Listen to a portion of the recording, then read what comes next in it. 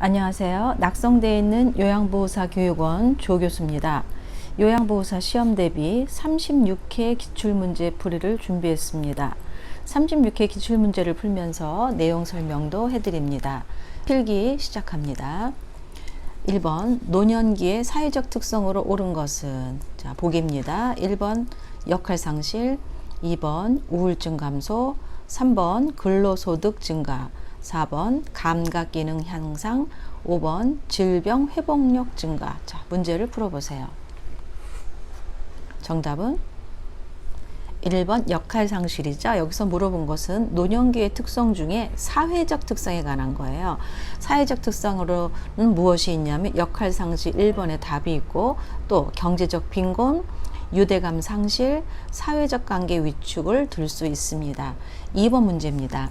노인 부양 문제를 개선하기 위한 방안으로 옳은 것은, 자, 1번 사적 부양에 의존한다, 2번 시설 입소를 우선시한다, 3번 세대 간 분리를 강조한다, 4번 노인 돌봄 정책을 강화한다, 5번 노인 일자리 지원 사업을 축소한다. 자, 답을 찾아보세요. 정답은 4번 노인 돌봄 정책을 강화한다죠. 그 이외에 또 우리가 알아보면 사회와 가족의 협력이 필요하고, 세대 간의 갈등 조절, 노인의 개인적 대처를 둘 수 있겠습니다. 3번 문제입니다. 노인장기 요양보험제도에 관한 설명으로 옳은 것은, 자, 1번 고용노동부 장관이 관장한다, 2번 보험자는 국민건강보험공단이다, 3번 단기보호는 시설급여에 해당한다, 4번 장교양 등급은 1등급에서 3등급까지이다, 5번 대상자 가족의 일상생활 지원을 목적으로 한다. 자, 정답을 찾아보세요. 정답은요 2번이죠. 보험자는 국민건강보험공단이다. 자, 1번부터 살펴보면 고용노동부 장관이 아니라 보건복지부 장관이 관장을 하겠고, 2번은 정답입니다. 보험자니까 보험공단이고요. 3번 단기보호는 무슨 급여? 재가급여에 해당이 되겠죠. 시설급여가 아닙니다. 그래서 틀렸고요. 자, 4번 장교양 등급은 1등급에서 몇 등급까지? 5등급, 1, 2, 3, 4, 5에다가 인지등급까지를 우리가 이야기를 하지요. 그 중에 5등급과 인지등급은 치매 환자, 인지기능이 저하된 사람한테 해당이 되고요. 자, 5번 보세요. 5번은 대상자 가족의 일상생활 지원이 돼, 가족이 틀렸죠. 우리는 가족을 돌보는 사람들이 아니기 때문에. 그래서 3번의 답은 2번 보험자는 국민건강보험공단이다가 답입니다. 자, 4번 문제입니다. 재가 대상자의 일상생활에 필요한 복지용구를 제공하는 급여는, 자, 1번 기타 재가급여, 2번 주간보호급여, 3번 방문요양급여, 4번 방문목욕급여, 5번 단기보호급여. 자, 정답은요 기타 재가급여죠. 여러 번 나왔던 문제입니다. 자, 5번 문제입니다. 노인 장기 요양보험의 재원에 관한 설명으로 옳은 것은, 1번 비급여 항목은 본인이 전액 부담한다, 2번 복지용구 비용은 본인이 50%를 부담한다, 3번 재가급여 이용 시 본인이 20%를 부담한다, 4번 시설급여 이용 시 본인이 30%를 부담한다, 5번 국가는 보험료 예상 수입액의 40%를 부담한다.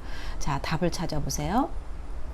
정답은요 1번이죠. 비급여 항목은 본인이 전액 부담한다. 그래서 식대라든지 간식비라든지 뭐 기저귀 값이라든지 이런 것들은 포함이 되지 않죠.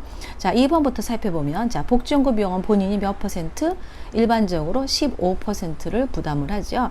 그 다음에 재가급여 이용 시 본인이 역시 15%를 부담하고, 시수급여는요 20%를 부담하죠. 국가는 보험료 예상 수입액의 몇 퍼센트? 20%를 부담하는 게 그 원칙입니다. 6번 문제입니다. 요양보호사가 장교양 1등급 대상자에게 제공할 수 있는 서비스는, 1번 관장을 한다, 2번 작업치료를 한다, 3번 도뇨처치를 한다, 4번 경구약 복용을 돕는다, 5번 관절 운동 범위를 평가한다. 답을 찾아보세요. 정답은 경구약 복용을 돕는다. 이게 답이죠. 그럼 1번, 2번, 3번, 5번은 우리의 영역이 아닙니다. 관장이라든가 뭐 도뇨라든가 이런 것들은 다 의료행위에 해당하고, 작업치료는 작업치료사가 하겠죠. 관절운동 범위 평가하는 건 보통 물리치료사 이렇게 하겠죠. 그래서 우리는 답은 바로 4번 경구약 복용을 돕는다가 답입니다. 자, 7번 문제입니다. 요양보호 서비스를 제공할 때 요양보호사의 역할로 옳은 것은 1번 대상자와 의존적 관계를 형성한다. 2번 대상자와 가족에게 가사 서비스를 제공한다. 3번 대상자와 의견이 상충될 때는 서비스를 줄인다. 4번 대상자의 신체적 증상과 심리적 변화를 확인한다. 5번 서비스 제공이 편리하도록 대상자의 소지품을 정리한다. 자, 정답을 찾아보세요. 정답은요 4번이죠. 대상자의 신체적 증상과 심리적 변화를 확인한다가 답이고, 자 1번부터 살펴보면 의존적 관계를 형성하지 않는다죠. 스스로 할 수 있는 건 스스로 하도록 우리가 격려를 해야 되는 사람들이고요. 자 2번 보시면 대상자와 가족이 틀렸죠. 대상자에게 가사 서비스 제공하는 건 맞는데 가족은 아닙니다. 그래서 틀렸고, 자 3번 대상자 의견이 상충할 수 있죠. 그럴 때는 서비스를 줄이는 게 아니라 시설 장립 관리 책임자에게 보고한다. 요게 맞겠고요. 그 다음에 5번 서비스 제공이 편리하도록 대상자의 물품을 내 맘대로 정리하나요? 그게 틀렸죠. 자, 의견을 물어서 정리하는데 그 말이 없어요. 내 맘대로란 말도 없지만 소지품을 그냥 정리한다 이 말은 내가 알아서 정리한다지만 어떻게 전제가 있어야 돼요? 대상자의 의견을 물어서, 만약에 대상자가 또 의식이 없거나 인지 기능이 떨어지면 보호자에게 의견을 물어서 정리하는 게 맞죠? 그래서 정답은 4번 대상자의 신체적 증상과 심리적 변화를 확인한다가 답입니다. 8번 문제입니다. 노인학대 사례 중 방임에 해당하는 것은 1번 재산관리 결정을 제한한다. 2번 자존심 상하게 하는 말을 한다. 3번 집 밖으로 나가지 못하게 한다. 4번 친구나 친지와의 연락을 차단한다. 5번 생존에 필요한 생활비 지급을 중단한다. 답을 찾아보세요. 자, 정답은요 5번이죠. 생존에 필요한 생활비 지급을 중단한다. 자, 1번 보기부터 살펴보겠습니다. 재산관리 결정을 제한한다. 이건 뭐에 해당이 되나요? 경제적 학대에 해당이 되겠죠. 자, 2번 보세요. 자존심 상하는 말을 하게 한다. 요것은 정서적 학대에 해당이 되겠고, 자, 3번 집 밖으로 나가지 못하게 한다. 신체적 학대에 해당이 되죠. 그러면 4번 친구나 친지와 연락을 차단한다. 정서적 학대에 해당하는 거예요. 자, 문제에서는 방임을 물었기 때문에 정답은 5번 생존에 필요한 생활비 지급을 중단한다가 답입니다. 자, 9번 노인보호 전문기관의 역할로 옳은 것은, 자, 1번 보기입니다. 학대 피해 노인에게 숙식을 제공한다. 2번 학대 피해 노인에게 취업을 알선한다. 3번 노인학대 행위자를 대상으로 재발 방지 교육을 한다. 4번 노인학대 행위자에 대한 법적 판정을 한다. 5번 노인학대 판정에 의한 의학적 진단을 제공한다. 자, 정답을 찾아보세요. 정답은요 3번이죠. 노인학대 행위자를 대상으로 재발 방지 교육을 한다가 답입니다. 자, 1번부터 보시면 학대 피해 노인에게 숙식을 제공하는 거의 기관은 뭔가요? 학대 피해 노인 전용 쉼터가 되겠고, 자 2번은 노인 일자리 여가활동 지원이 되겠죠. 그 다음에 노인학대 행위자에 대한 법적 판정은 어디서 합니까? 법률기관에서 할 테고, 자 5번에 의학적 진단 제공하는 것 의료기관에서 하겠죠. 여기서는 노인보호 전문기관의 역할이기 때문에 3번 재발방지 교육을 하고 뭐 1대1 사례 관리를 하고 상담하고 이런 것들이 바로 노인보호 전문기관의 역할이라고 보시면 되겠습니다. 10번 문제입니다.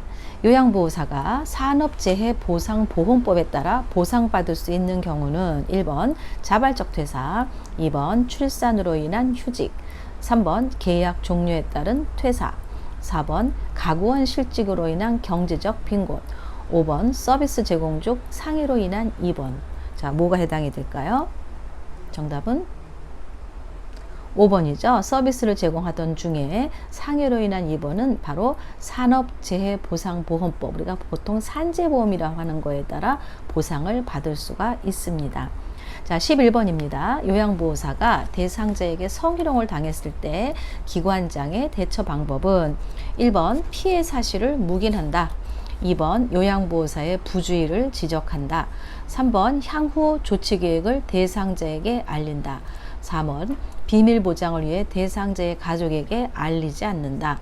5번 요양보호사의 서비스를 중단 없이 제공하게 한다. 자, 정답을 찾아보세요. 정답은요 3번이죠. 향후 조치 계획을 대상자에게 알린다가 답입니다. 자, 1번부터 살펴보시면 피해 사실을 묵인하는 게 아니라 보고를 받아야 되겠죠. 기관장은 보고를 받아야 되고, 그 다음에 두 번째, 부주의를 지적하는 게 아니라 가해자에게 불이익을 줘야 되고, 상후 대처 계획에 대해서 설명해야 되는 거기 때문에 3번, 2번, 3번 연결되는 내용이고요. 그 다음에 4번, 비밀 보장을 위해서 가족에게 알리지 않는 게 아니라 가족에게 알려서 어떻게 될 것인지를 말을 해야 되는 것이고요. 자, 5번은 요양보호사가 잘못이 없죠. 서비스를 중단하게가 아니라 서비스 중단도 해야 되고 적절한 조치도 취해야 되고, 그래서 중단 없이 제공하는 게 틀린 내용입니다. 그래서 성희롱 당했을 때 기관장은 3번처럼 향후 조치 계획을 대상자에게 알린다가 답입니다. 12번 문제입니다. 업무 내용을 기록할 때 요양보호사가 지켜야 할 윤리 원칙은, 자, 1번 주관적인 의견을 기록한다. 2번 업무 내용을 개인적으로 활용한다. 3번 경과보다는 결과 위주로 기록한다. 4번 서비스 이용 시간을 늘려서 기록한다. 5번 법적 근거로 활용될 수 있음을 인식한다. 자, 정답을 찾아보세요. 정답은 5번이죠. 법적 근거로 활용될 수 있음을 인식한다. 자, 1번의 보기부터 살펴보면 주관적인 의견이 아니라 객관적인 의견이 되겠고, 2번은 개인적으로 활용을 하면 안 돼. 개인정보 이용 동의가 없으면 개인적으로 활용을 할 수가 없습니다. 그래서 개인정보에 관한 게 굉장히 강화가 되어 있기 때문에 업무 내용, 개인정보 절대로 활용하면 안 되겠고요. 자, 3번째는 경과보다는 결과 위주가 아니라 진행 과정별로 기록을 해야 되기 때문에 결과보다는 어쩌면 경과가 더 중요할지도 몰라요. 그래서 있는 그대로 해야 되고, 4번도 시간을 늘려서 하는 게 아니라 그 서비스 계획에 의해서 해야 되고, 있는 그대로를 써서 가짜로 기록하는 일은 없어야 되겠습니다. 그래서 정답은 5번 법적 근거로 활용될 수 있음을 인식한다가 답입니다. 13번 문제입니다. 다음 상황에서 직업 윤리를 준수한 요양보호사의 반응은, 보호자가 요양보호사가 바뀐 후 엄마의 치매 증상이 더 심해진 것 같아요 라고 말했을 때 요양보호사는 뭐라고 얘기를 해야 되느냐. 자, 1번 제가 보기에는 괜찮은데요. 2번 제가 잘못했다는 말씀인가요? 3번 이전 요양보호사 비교하지 마세요. 4번 다른 요양보호사로 변경해 드릴게요. 5번 어머님의 상황을 기관장에게 전달할게요. 뭐가 답일까요? 자, 정답은 5번이겠죠. 어머님의 상황을 기관장에게 전달할게요 라고 말한 게 정답입니다. 자, 14번 문제입니다. 방문 목욕 서비스 제공 중 보호자가 대청소를 부탁할 경우 요양보호사의 대처 방법은, 자, 1번 서비스 계약을 파기한다. 2번 추가 서비스 비용을 개별적으로 요구한다. 3번 계획이 없는 서비스는 제공할 수 없다고 설명한다. 4번 시간이 남으면 요구를 들어준다고 말한다. 5번 청소하러 온 것이 아니라고 화를 내며 말한다. 자, 무엇이 정답일까요? 정답은 3번이죠. 계획이 없는 서비스를 제공할 수 없다고 설명한다. 이게 답입니다. 방문 목욕은 방문해서 목욕만 시키고 오는 거기 때문에 뭐 일상 업무 이런 것들 하면 안 되는 거죠. 뭐 개인활동 지원이라든가 뭐 일상생활 지원이라든가 이런 건 해당이 되지 않습니다. 그래서 3번처럼 계획이 없는 서비스는 제공할 수 없다고 설명한다. 이게 답입니다. 15번 문제입니다. 요양보호 서비스를 제공하는 동안 요양보호사가 지켜야 하는 직업윤리 원칙은, 자, 1번 대상자의 가족의 소통을 제한한다. 2번 대상자를 수동적인 존재로 간주한다. 3번 업무 수행에 필요한 지식을 습득한다. 4번 업무 수행을 위해 자기관리를 미룬다. 5번 서비스를 상황에 따라 변경하여 제공한다. 자, 정답을 찾아보세요. 자, 정답은 3번이죠. 업무 수행에 필요한 지식을 습득한다. 맞고요. 자, 1번부터 살펴보겠습니다. 대상자와 가족의 소통을 제한하면 안 되죠. 소통을 하는 게 맞고, 두 번째는 수동적인 존재가 아니라 대상자는 스스로 할 수 있는 건 스스로 하도록 한다. 이런 얘기 교재에 많이 나왔죠. 그래서 능동적으로 움직일 수 있게끔 도와드려야 되는 게 우리들의 업무고, 3번은 정답입니다. 자, 4번. 일을 하기 위해서 자기 관리를 미루면 안 되겠죠. 건강이라든가 자기 관리 이런 것들을 철저히 해서 늘 서비스의 질을 좋게 해야 되겠고, 5번도 보시면 서비스를 상황에 따라 변경하지 않죠. 계획에 의해서 만약에 변경사항이 있을 때는 시설장이나 관리 책임자한테 알리게 되어 있는 게 직업윤리의 원칙입니다. 그래서 15번의 정답은 3번 업무 수행에 필요한 지식을 습득한다가 답입니다.